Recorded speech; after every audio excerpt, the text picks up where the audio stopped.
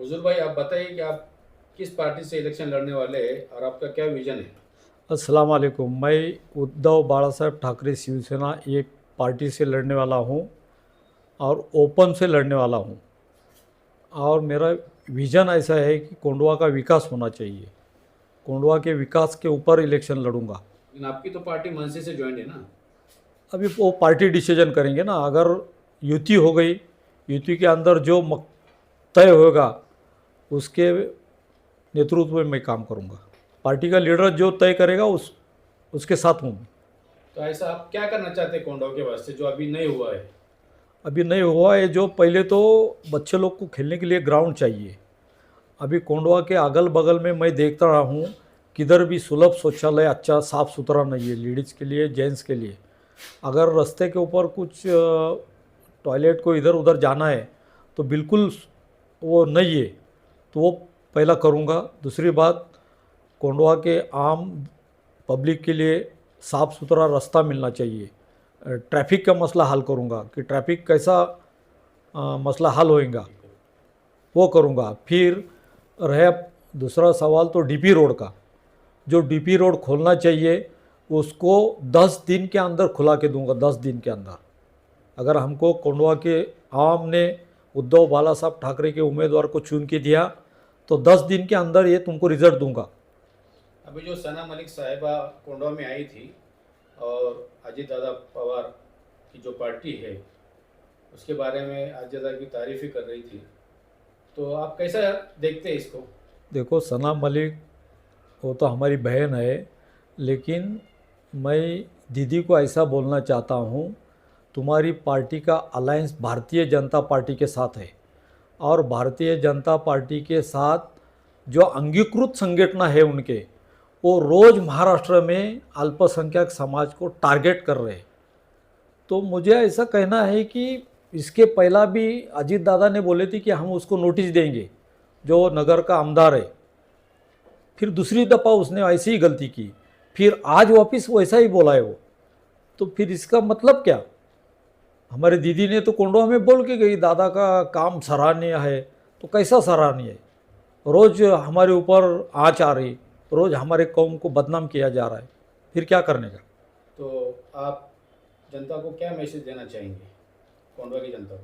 कोंडवा के जनता को मैं विनती करता हूँ कि आने वाले इलेक्शन में आपने जो आपका उम्मीदवार चुनेंगे वो आपके लिए दिन रात काम करने वाला चाहिए, रिजल्ट देने वाला चाहिए।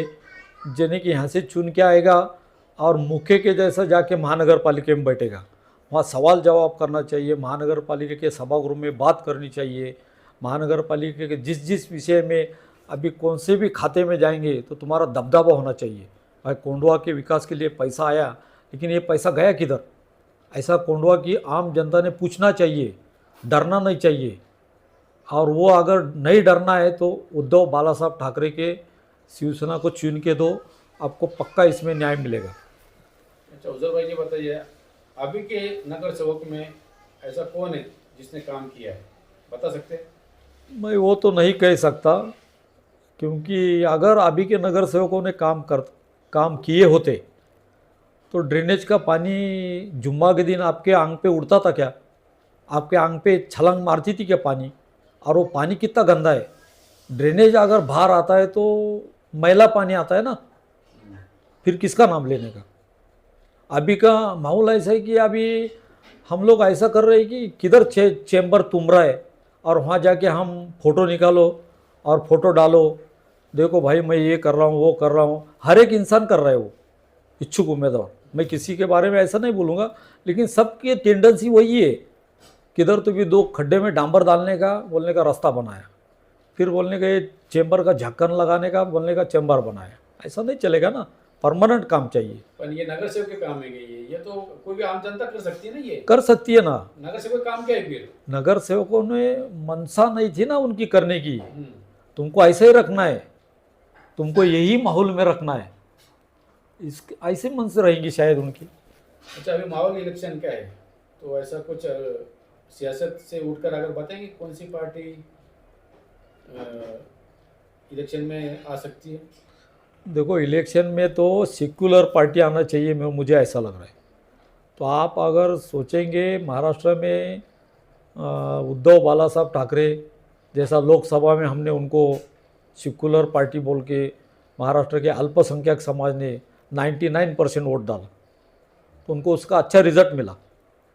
अगर अभी वो अगर जातीयवादी पार्टी के साथ जाएंगे तो कौम उनको उनके पास नहीं जाएंगी, और जिनकी आघाड़ी युति भारतीय जनता पार्टी के साथ है उनको तो कभी वोट नहीं देंगे।